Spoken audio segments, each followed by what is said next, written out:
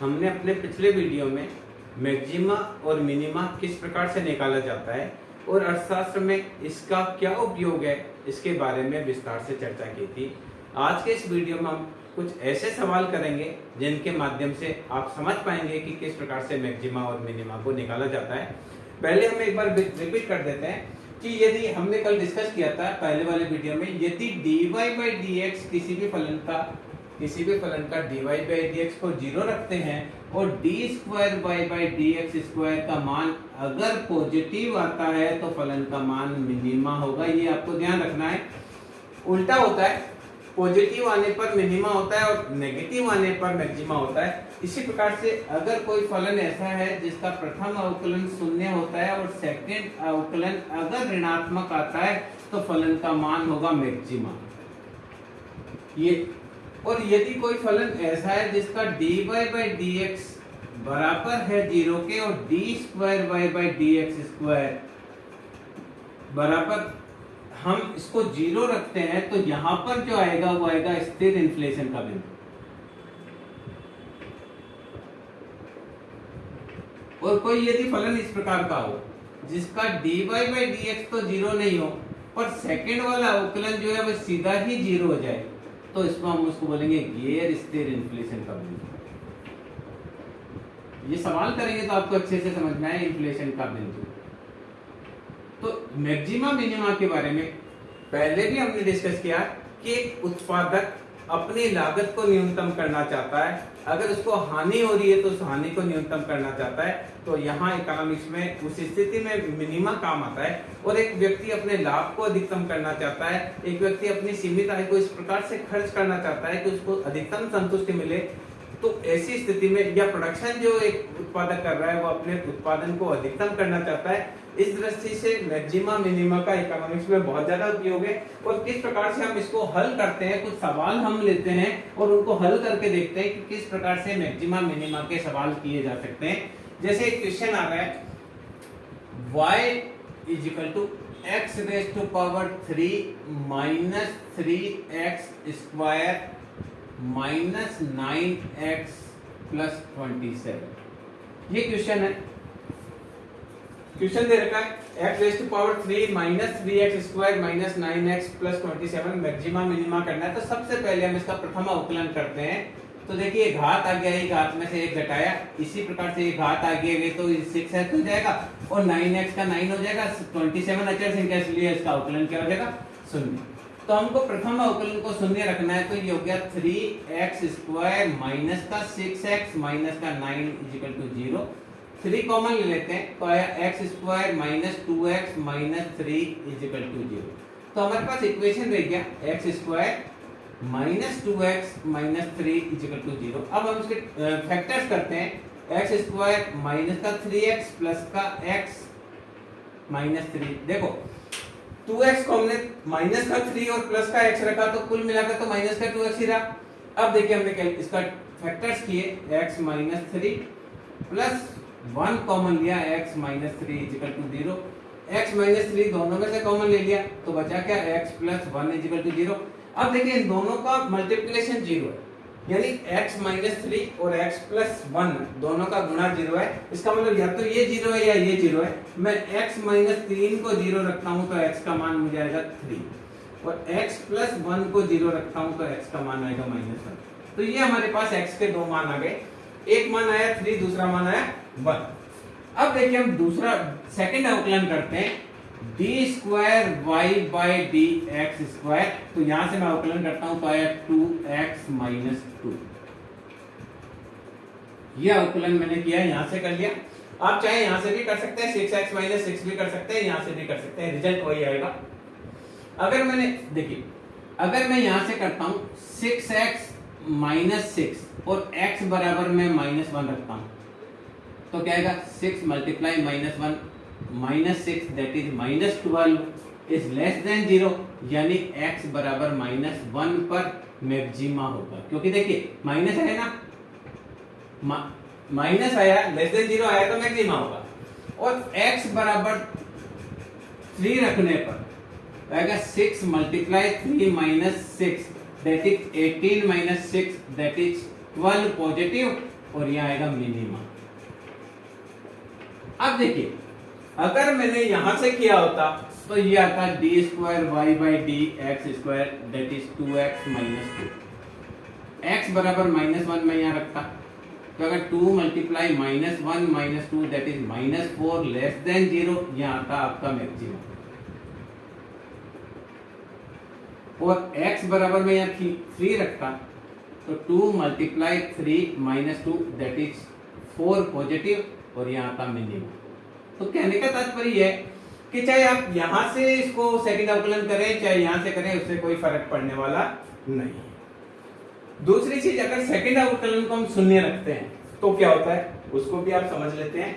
तो x के हमारे पास दो मान आ गए हैं। पहला मान आया प्लस का 3, दूसरा आया माइनस का 1। अब सेकंड अवकलन को शून्य रखते हैं इजिकल टू 0, तो यहाँ का 6x माइनस 6 equal to 0, then 6x equal to 6, तो x इजिकल टू 1 और इस पर होगा फलन का स्थिर इन्फ्लेशन का वैल्यू।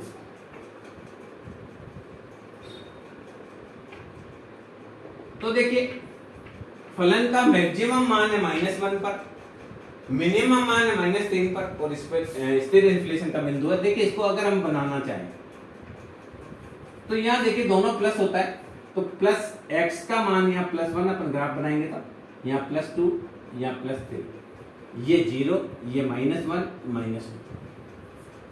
अब देखिए -1 पर फलन का मान मैक्सिमा है और 3 पर मिनिमा है और ये स्थिर इन्फ्लेशन का बिंदु है। तो देखिए ये फलन इस प्रकार से, ये यहाँ पे मैक्सिमा है और इस जगह स्थिर इन्फ्लेशन का बिंदु है और यहाँ पर वापस क्या आ गया मिनिमा आ गया। 3 पर क्या आएगा मिनिमा, तो ये 3 पर मिनिमा, ये स्थिर इन्फ्लेशन का बिंदु और यहाँ मैक्सिमा आ गया। तो यहाँ देखिए ये जो बिंदु है ये बिंदु आपका मैक्सिमा का बिंदु हो गया। और ये अगर आपको ग्राफ पेपर पर अंकित करने के लिए कहा जाए तो इस प्रकार से आप ग्राफ पेपर पर भी इसको अंकित कर सकते हैं, जहां -1 पर ये मैक्सिमम होगा, यहाँ मैक्सिमम कितना होगा 32 होगा। देखिए मैं करके बताता हूँ, फिर हम इस ग्राफ को ज्यादा डिस्कस करेंगे तो अच्छे से समझ में आएगा। x का मान जो आया है, एक तो 3 आया है, एक -1 आया है। तो देखिए अगर मैं 3 रखता हूं x बराबर 3 रखने पर, तो देखिए y बराबर 3⁻3। आप देखिए समीकरण हमारा है y बराबर x⁻3 minus 3x² minus 9x plus 27। तो x बराबर 3 रखता हूं तो 3⁻3 माइनस 3 गुना 3⁻2 minus 9 multiply 3 that is 27। Then 27 minus 27 minus 27 plus 27, minus से प्लस माइनस प्लस कट गया तो रिजल्ट क्या आया 0। यानी x बराबर 3 रखने पर मिनिमा किस पे आएगा 0 पर आएगा, उसको हम डिस्कस करेंगे वापस। अब देखिए यानी y का मान 0 होगा। अब देखिए y का मान यहाँ क्या है, यानी y बराबर 0 है जब x बराबर कितना है 3। दूसरी चीज देखिए x बराबर -1 रखने पर y बराबर -1⁻3 minus 3 minus 1⁻2 minus 9 minus 1 plus 27, तो आएगा -1 माइनस 3 प्लस का 9 प्लस का 27 दैट इज 32 बचेगा। तो यानी x बराबर -1 होगा तो y का मान आएगा 32। अब देखिए इसको प्लॉट करते हैं, इसका चित्र बनाएंगे तो किस प्रकार से बनेगा। तो ये आपका ग्राफ हो गया। मान लीजिए ग्राफ की यहाँ 0 है, या +1 है, या +2 है, या +3 है।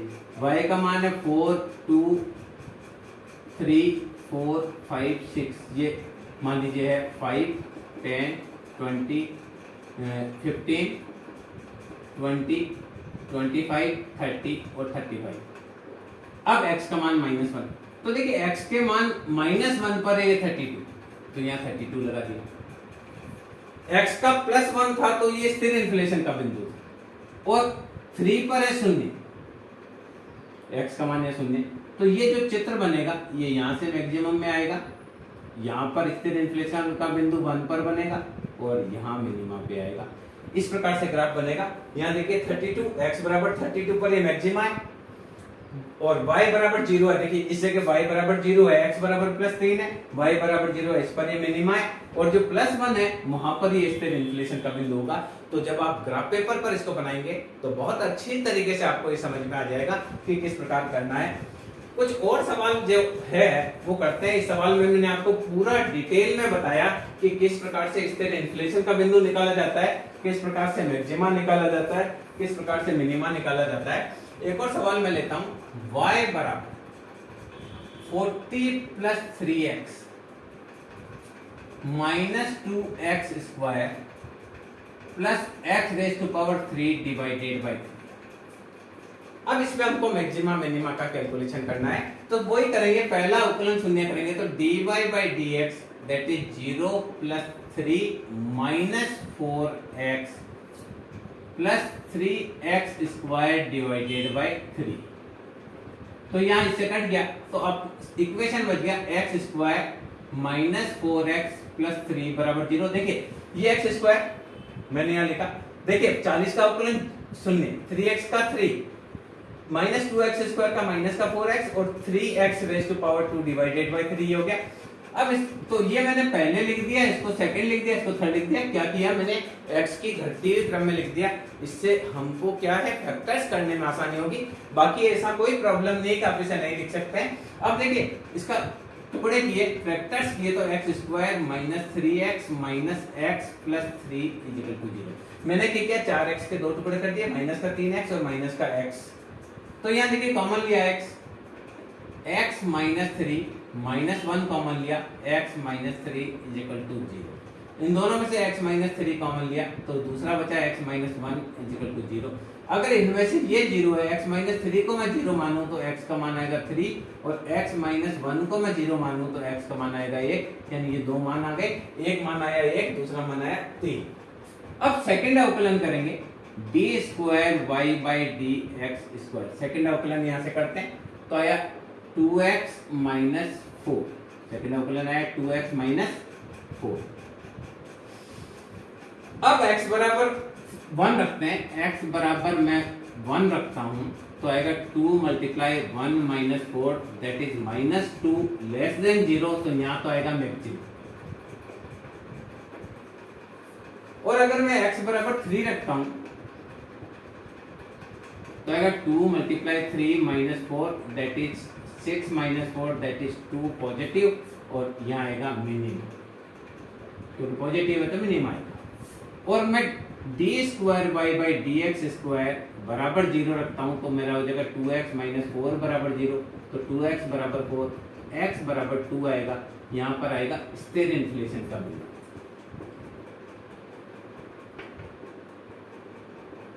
तो इस प्रकार से देखिए सवाल आया, उस सवाल का पहले हमने प्रथम अवकलन किया और उसको 0 के बराबर रखा। फिर उसके हम फैक्टर्स करेंगे, गुणनखंड करेंगे, गुणनखंड करके x के दो मान निकाल देंगे। फिर जो सेकंड अवकलन होगा उस सेकंड अवकलन में x के दोनों मानों को रखकर देखेंगे। जिस पर ये पॉजिटिव आता है वहां तो ये मिनिमा होगा, और जिस पर ये नेगेटिव आता है वहां पर मैक्सिमम होगा।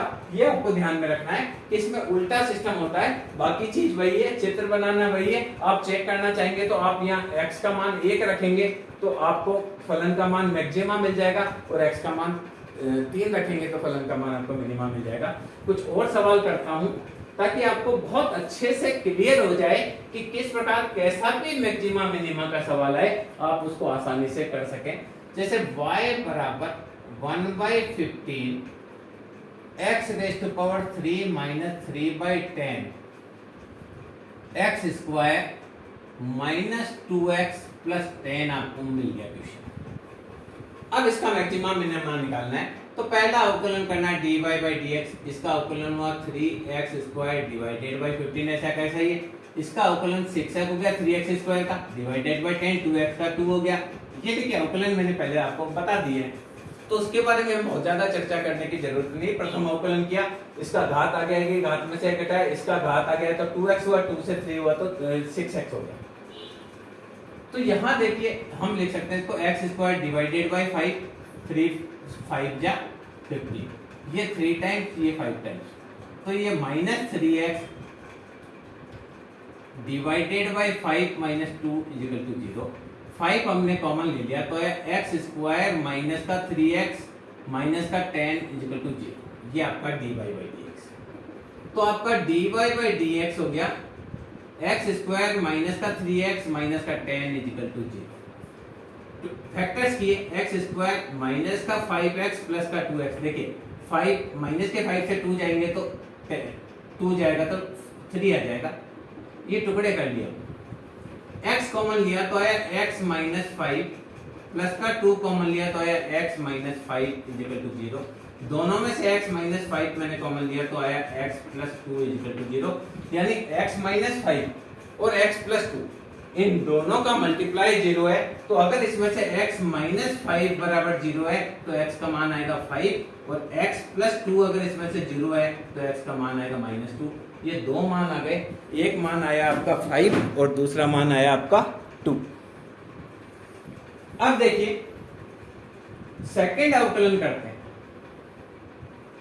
सेकंड अवकलन यहां से कर सकते हैं, यहां से भी कर सकते हैं, कहीं से भी आप कर सकते हैं। ये यहां से किया मैंने D square Y by D X square. तो ये आया आपका 2x माइनस 3 एक्स स्क्वायर का 2x और माइनस का 3x का 3।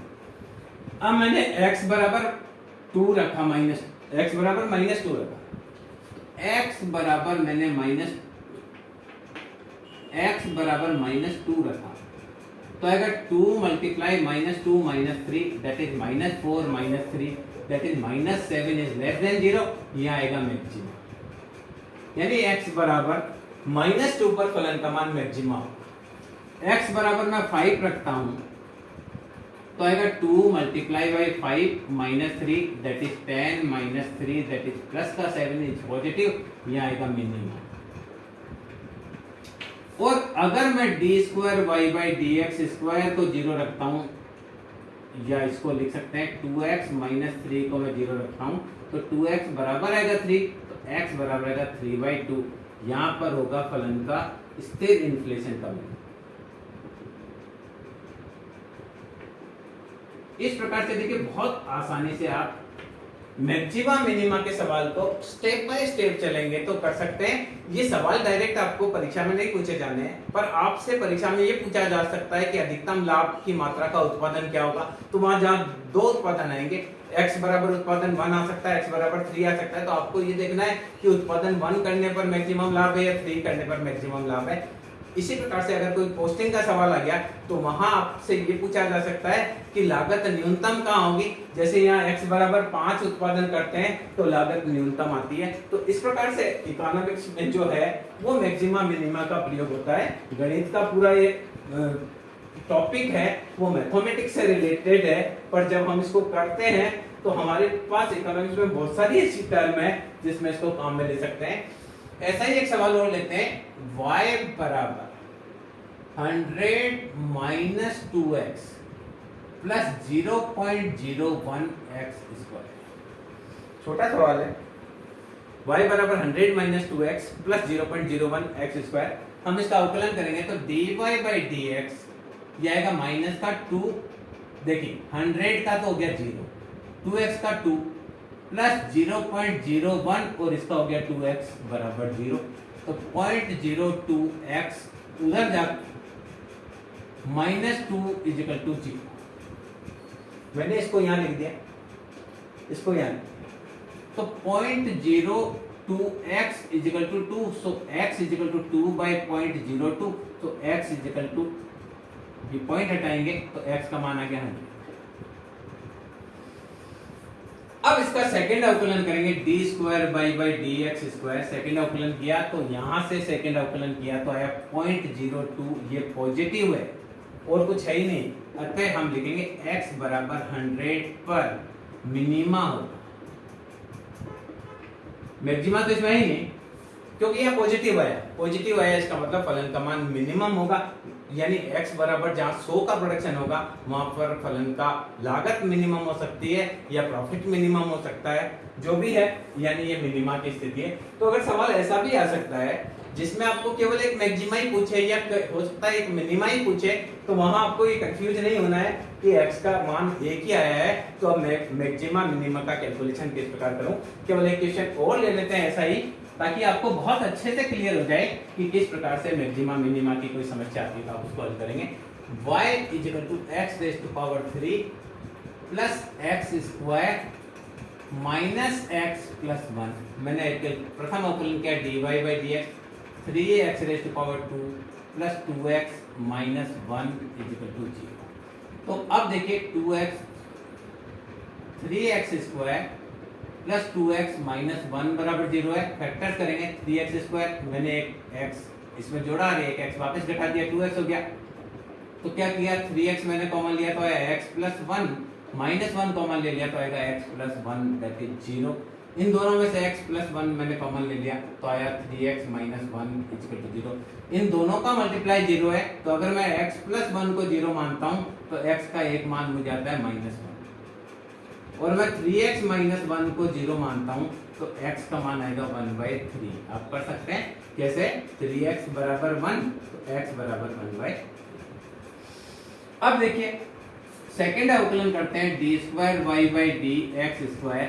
तो यह सेकंड अवकलन आएगा 6x प्लस 2, 3x स्क्वायर का 6x 2x का x बराबर मैं माइनस 1 रखता हूं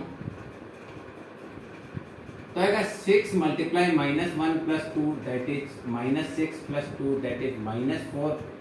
नेगेटिव है इसलिए आएगा मैक्सिमम, यानी x बराबर माइनस 1 के फ्रैक्शन में फलन को जो भी है माइनस 1 उस पे मैक्सिमा होगा।